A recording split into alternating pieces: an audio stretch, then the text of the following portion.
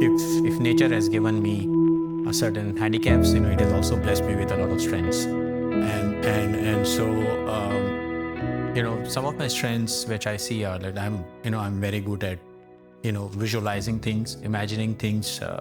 As a typical daydreamer, I can dream up things. I'm an infinite bundle of energy, so it's like a bottomless pit whereby you just keep working and stuff. I'm very good at multitasking.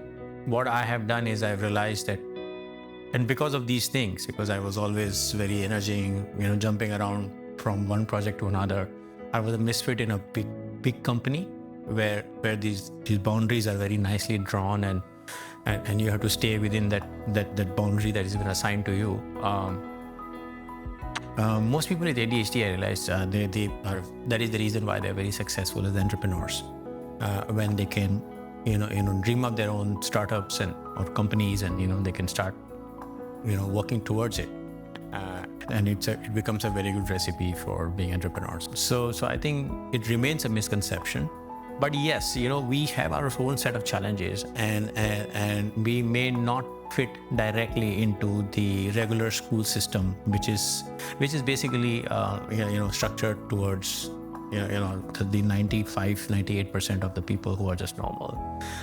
So of course, in those school systems, sometimes we may come out as square pegs in the round holes, and so we have to figure out our own ways. I will tell you my own example. When I was in school, primary school or secondary school, I was perpetually daydreaming.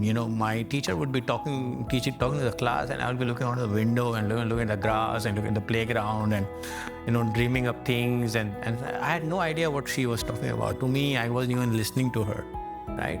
But there was a structure when I went home. My mom would sit with me, my dad would sit around, and they will take up my homework and they would help me do the homework. And so primarily I would come back home and I would study in small nuggets, and I would just, what people took 2 hours to grasp, I could do it in 30 minutes.